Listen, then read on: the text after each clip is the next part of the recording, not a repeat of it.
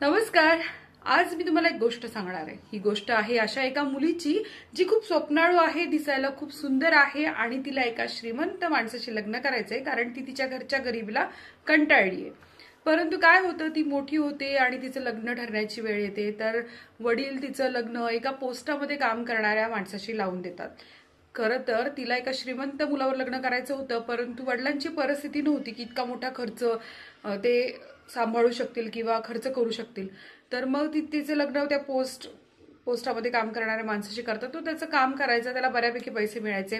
पण हिच्या इतक्या इच्छा मोठ्या होत्या, तिला कशातच समाधान लाभत नव्हतं आणि त्याला इतकं भारी वाटायचं की इतकी सुंदर बायको आपल्याला भेटली. तो खूप खुश होता. पण एके दिवशी काय होतं की तो तिच्या सगळ्या गरजा पूर्ण करायचा प्रयत्न करतोय, पण ती कशानेच खुश होईना. पण एकदा तो ऑफिसवरनं घरी येतो आणि त्याच्या हातामध्ये एक पत्र असतं. तो आनंदाने ते पत्र तिच्याकडे दाखवतो आणि ती असं ते पत्र वाचते आणि असं बेडवर भिरकावून देते आणि तो म्हणतो, का तुला आनंद नाही झाला का? मला हे तू पत्र वाचलंय का नुसतंच न वाचताच भिरकावून दिलं? तर ती म्हणते, काय ते कार्यक्रमाचं निमंत्रण आले. अगं, आमच्या मोठ्या साहेबांनी बोलवलंय, सगळ्या शहरातील लोक तिथं असतील आणि तुला चांगलं चांगलं ठिकाण बघायला मिळेल, चांगलं खायला मिळेल आणि तुला खूप मजा येईल. ती म्हणते, काय उपयोग आहे त्याचा? माझ्याकडे चांगली साडी नाही, कपडे नाही, दागिने नाही, काय करू मी ह्याचं? तो म्हणतो, ठीक आहे, मी एक काम करतो, तो लोन काढतो, कर्ज काढतो. तिला म्हणतो, हे पैसे घे, तुला काय हवे ते कपडे घे. बाई छान कपडे घेते, पर्स घेते, पण तिच्याकडे गळ्यातलं घेण्यासाठी काही पैसेच उरत नाही. मग ती परत हिरमुसते. तो म्हणतो, अगं आता काय झालं? ती म्हणते, आता माझ्याकडे गळ्यातलं घेण्यासाठी काहीच नाही, आता गळ्यातच नाही तर मी कशी करू? तो शेवटी वैतागतो. तो म्हणतो, मी कर्ज काढलं, मी तुला दिलं, तरी तुला कशाचं समाधान नाही ना? ठीक आहे, तुला नसेल यायचं नको येऊ, मी माझं जातो. मग ती ती साडी नेसलेली असते आणि ती जवळच एक मैत्रीण राहत असते. तिचं सुंदर आलिशान बंगला असतो, नोकर चाकर असतात, गाड्या असतात. तिच्याकडे बघून तिला कायम असं व्हायचं, अरे काय मला का नाही असं भेटलंय आयुष्य. मग ती त्या मैत्रिणीकडे जाते. मैत्रीण म्हणते, अरे वा, साक्षात सौंदर्य आमच्या घरामध्ये आलंय, आज कशी आमची आठवण आली? तर मग ती म्हणते, अगं काय नाही. ती म्हणते, वाढदिवस आहे काय तुझा, एवढी सुंदर साडी नेसलीये? तर ही म्हणते, नाही का, मी साडी अशीच नेसलीये.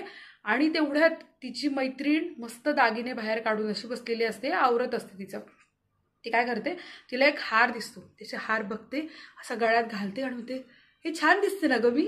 तर मग मैत्रीण म्हणते, हो अगं, तू काय जातीवंत सुंदर, तू तर छान दिसणारच. असं म्हणून ती तो हार बघितल्यावर असं घालून ती म्हणते, मी घालू का ग 2 दिवसासाठी हा हार? मी तुला परत देते. मैत्री म्हणते, नाही की बिंदास. मग ही आपला तो हार तिच्या घेऊन जाते आणि नवऱ्याला दाखवते. नवरा म्हणतो, अगं, तो हिऱ्यांचा हार तू का आणलायस? हरवला तर काय करायचं? तर ती म्हणते, काही हरवत बिरवत नाही हार, तुम्ही काळजी करू नका. आणि असं म्हणून ती त्या कार्यक्रमाला जाते आणि सगळी लोक येतात, पण सगळ्यांच्या नजरा फक्त आपल्या हिरोईनवर. कारण दिसायला सुंदर, गळ्यात हिऱ्यांचा हार, साडी छान, पर्स छान, सगळे तिच्याकडे बघत असतात. आणि ती इतकी कार्यक्रमात नाचते, इतकी गुंग होते, एवढी ती मजा करते. इकडे रात्रीचे ते एका घोडागाडीत बसून घरी येतात आणि ती म्हणते, आता खूप थकले, किती भारी, सगळे माझं कौतुक करत होते, किती भारी गोष्ट आहे असं म्हणत ती आरशासमोर उभी राहते आणि जोराची किंचाळते. जशी ती किंचाळते, नवरा धावत येतो. काय झालं? ती म्हणते, अहो, माझ्या गळ्यातला हार, माझ्या गळ्यातला हार कुठे गेला? नवरा म्हणतो, मी तुला सांगितलं होतं घेऊ नकोस म्हणून, तू का घेतलास? मग अशा वेळेला ती खूप रडायला लागते. नवरा म्हणतो, ठीक आहे, थांब बाई, मी बघतो जाऊन. मग तो बिचारा पायी वाटेनं चालत त्या हॉलकडे जातो. सगळीकडे धुंडाळतो, त्याला कुठेही तो हार भेटत नाही. घरी येतो, म्हणतो, अगं, हार नाही भेटलाय. ती खूप रडते. दुसऱ्या दिवशीची मैत्रीण घरी येते, म्हणते, अगं, कसा आला कार्यक्रम, तो हार कुठे माझा? ती म्हणते, अगं, त्याचा ना फासा निघाला होता म्हणून दुकानात दिलाय, मी आणून देते तुला. मग हे काय करतात, जातात, चौकशी करतात. तो हार होता 1 लाखाचा. ते तिला कर्ज काढतात, स्वतःचं राहतं घर सोडतात आणि 1 लाखाचा हार त्या मैत्रिणीला नेऊन देते. पण आता यांचं मात्र आयुष्य खूप बदललं. ही तो हार दिल्यामुळे यांच्यावर कर्जबाजारी झाले, ते कर्ज फेडण्याची वेळ आली. मग ही बाई लोकांकडे कामं करू लागली, कपडे शिवू लागली. हा माणूस आणखीन पार्ट टाइम जॉब करायला लागला. असं करत करत 10 वर्ष उलटले त्यांना कर्ज फेडायला. आणि तोपर्यंत हिचे सुंदर मोठे केस पांढरे झाले होते. हा माणूस एकदम वार्धक्याने असा थकला होता, वाकला होता. मग त्यांचं जे मूळ सौंदर्य होतं त्यांचं ते चेहऱ्यावरचं निघून गेलं होतं. ते एका गरीब वस्तीत जाऊन राहत होते, स्वतःचं राहतं घर सुद्धा त्यांनी विकलं होतं. एवढ्या सगळ्या गोष्टी त्यांनी केल्या होत्या, पण त्यांचं कर्ज फेडायला 10 वर्ष लागले.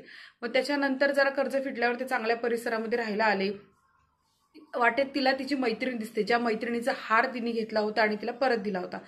ती आवाज देते, अगं शैला. ती म्हणते, काय, कोण तू? अगं मी, तू मला ओळखलं नाही, मी मालती.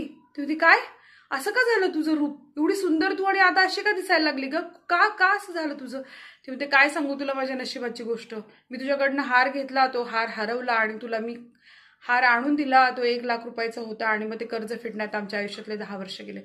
अगं वेडे, तू मला सांगायचंच ना. ती म्हणे काय सांगायचं. अगं तो हार नकली होता, तो फक्त 1,000 रुपयांचा होता, तू एका शब्दानं तरी मला बोलायचं ग, तुझ्यावर एवढी मोठी वेळ आली नसती.